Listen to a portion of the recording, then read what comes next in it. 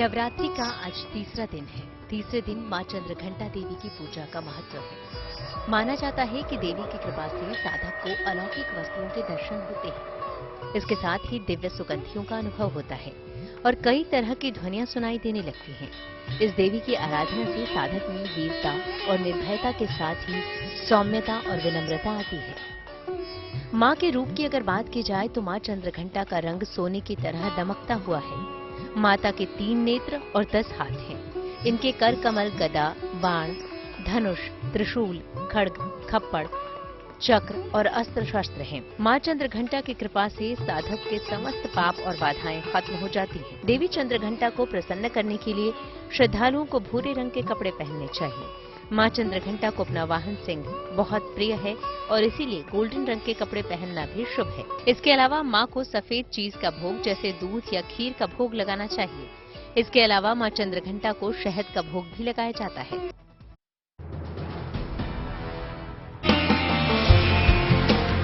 ये है मां पूर्णागिरी, जिसकी एक झलक पाने के लिए लोग दूर दूर से आते हैं। और मां पूर्णागिरी विराजती हैं इस मंदिर में, जो उत्तराखंड के चंपावत जिले में पहाड़ों की सुरम्य वादियों के बीच समुद्र तल से करीब 3000 फीट की ऊंचाई पर है और इसके पास बहती है पवित्र शारदा नदी। मां पूर्णागिरी के इस मंदिर में सालों भर भक्तों का तांता लगा रहता है, लेकिन चैत्र नवरात्र में इसका महत्व और बढ़ जाता है। यहाँ इस मौके पर मेला भी लगता है। इस बार भी लगा है, जिसका उद्घाटन सीएम पुष्कर सिंह धामी ने किया। उत्तराखंड सरकार के आंकड़ों के मुताबिक यहाँ हर साल करीब 70 लाख लोग मां पूर्णागिरी के दर्शन करने आते हैं। दरअसल इस मंदिर को शक्तिपीठ माना जाता है। ऐसा माना जाता है कि इसी स्थान पर माता सती की नाभि गिरी थी। चारधाम यात्रा शुरू होने में महज 1 महीने से कम का वक्त है। यात्रा को सुखद और मंगलमय बनाने की तैयारियां जोरों पर है। प्रशासन चारधाम यात्रा के रास्तों को दुरुस्त करने में जुटा है, लेकिन इस बार यात्रा को लेकर कई तरह की सावधानियां बरती जा रही हैं। इसी कड़ी में अब कमर्शियल गाड़ियों के लिए आरटीओ ने ग्रीन कार्ड को जरूरी कर दिया है। बिना ग्रीन कार्ड कमर्शियल गाड़ियों की यात्रा नहीं होगी। इसके लिए आवेदन प्रक्रिया की शुरुआत 1 अप्रैल से की जाएगी। हालांकि ग्रीन कार्ड लेने वालों को अपनी गाड़ियों के लिए फिटनेस टेस्ट भी लेना जरूरी होगा। टेस्ट पास करने की सूरत में ही ग्रीन कार्ड हासिल किया जा सकेगा। हालांकि प्राइवेट गाड़ियों को इस नियम से दूर रखा गया है। पहाड़ी रास्तों का सफर तय करने के लिए गाड़ियों की सख्त टेस्टिंग को जरूरी माना जाता है। इसमें गाड़ियों की वाहन की light, dipper, wiper, brake, steering, tyre आदि की जांच की जाती है। इसके अलावा फर्स्ट एड किट, लकड़ी अथवा लोहे का गुटका और अग्निशमन यंत्र होना अनिवार्य है। सभी टेस्टिंग में होने वाले ड्राइवर और गाड़ियों को सरकारी वेबसाइट पर आवेदन देना होता है, जहां इन्हें ग्रीन कार्ड दिया जाता है। इसके साथ ही ट्रिप कार्ड भी जरूरी होता है। प्रधानमंत्री नरेंद्र मोदी अपने संसदीय क्षेत्र वाराणसी में आज जनता को 1780 करोड़ की योजनाओं की सौगात देने जा रहे हैं, जिसके लिए काशी पूरी तरीके से तैयार है और जगह जगह प्रधानमंत्री के स्वागत के लिए ढोल नगाड़ों के साथ में कार्यकर्ता मौजूद है। बनारस के लिहाज से इसलिए महत्वपूर्ण हो जाता है क्योंकि प्रधानमंत्री नहीं बल्कि सांसद के तौर पर यहाँ के विकास कार्यों के लिए प्रधानमंत्री नरेंद्र मोदी की समय समय पर मौजूदगी रही है। लेकिन आज वो देश के पहले सार्वजनिक परिवहन रोपवे की आधारशिला को रखेंगे, जिसकी लागत 644 करोड़ रुपए मानी जा रही है।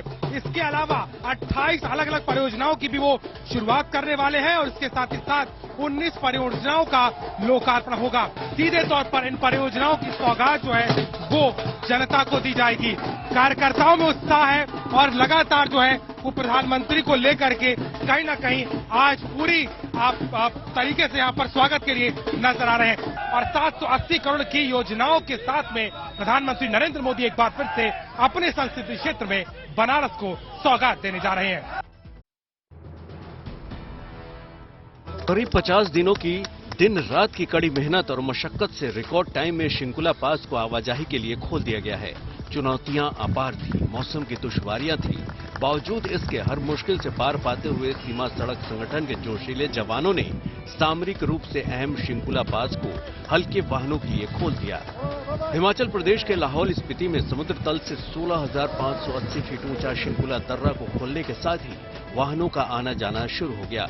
गुरुवार को सीमा सड़क संगठन की योजक परियोजना के निदेशक कर्नल विकास गुलिया ने दर्रा में जांजकर से आई गाड़ियों को मनाली की तरफ रवाना किया। 23 जनवरी को हुई बर्फबारी के बाद शिंकुला दर्रा बंद हो गया था और जांजकर के साथ करगिल का संपर्क कट गया था। इसके बाद योजक परियोजना के तहत बर्फ हटाने का काम जारी रहा। रुक रुक कर बर्फबारी होती रही, लेकिन -25 डिग्री तापमान में भी सीमा सड़क संगठन के जवान मशीनरी के साथ बर्फ हटाने में जुटे रहे। सड़क खुलने से अब लोग मनाली से जांजकर होकर करगिल आ जा सकेंगे।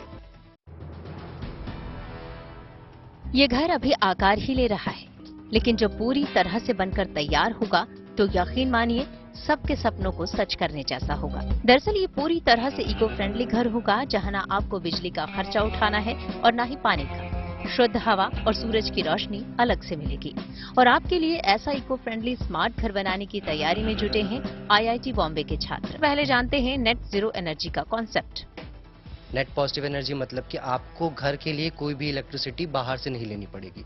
मतलब कि आपको ग्रिड से कोई इलेक्ट्रिसिटी नहीं लेनी पड़ेगी। सब आप सोलर पैनल से डायरेक्ट जनरेट कर सकते हैं और बाकी जो रिन्यूएबल सोर्स ऑफ एनर्जीज हैं उनसे आप जनरेट करेंगे। अब नेट जीरो कार्बन का कॉन्सेप्ट समझिए। घर बनाते टाइम या घर के ऑपरेशनल पीरियड में बहुत सारा कार्बन एमिशंस होता है, CO2 एमिशंस होता है, जो कि इन्वायरमेंट के लिए अच्छा नहीं है। तो उसके लिए हमारा ऑब्जेक्टिव है कि हम ऐसे मटेरियल्स का यूज़ करें और ऐसी टेक्नोलॉजीज का यूज़ करें जिससे घर में ना बनाते टाइम और जो घर बनने के बाद जब घर चल रहा है उस टाइम पे जो भी कार्बन एमिशंस हो वो सारा हम और ओवरऑल जीरो कर पाए।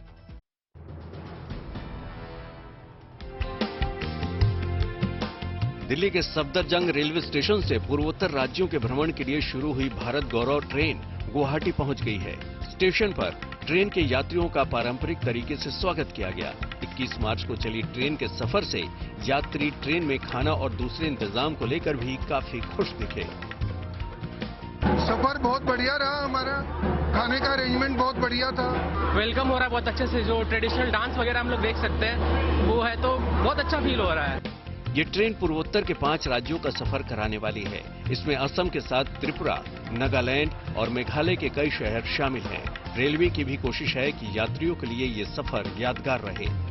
दर्शनीय स्थल हैं, टूरिस्ट प्लेसेस हैं, उसमें घूमेंगे और हम लोग कोशिश कर रहे हैं कि इनका यह सफर यादगार रहे। भारत गौरव ट्रेन पूरी तरह से AC है, जिसे 3 कैटेगरी में बांटा गया है। इस ट्रेन में CCTV कैमरा, इलेक्ट्रॉनिक सेफ और सिक्योरिटी गार्ड आदि की सुविधा दी गई है।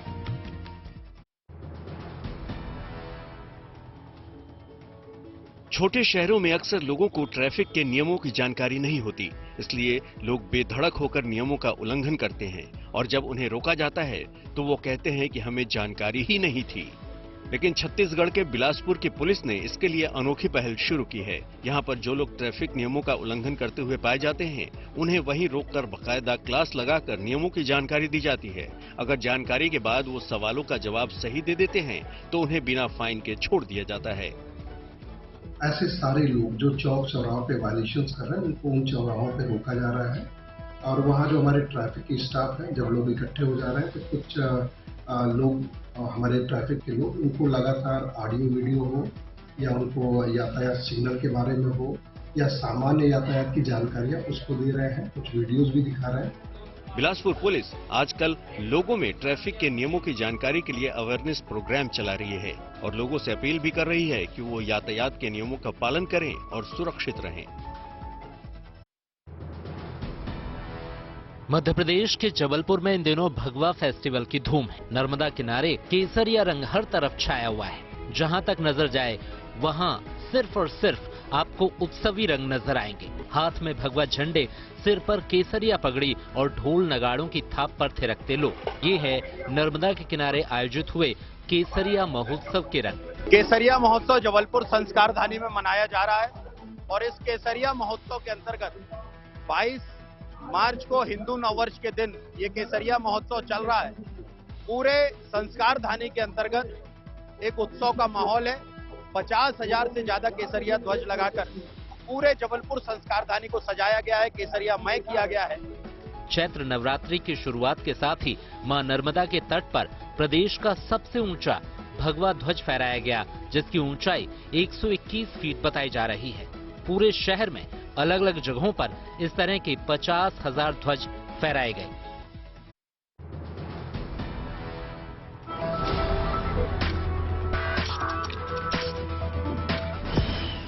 आंध्र प्रदेश का विशाखापत्तनम का समुद्र तट और अलग अलग रंगों से रंगा आसमान।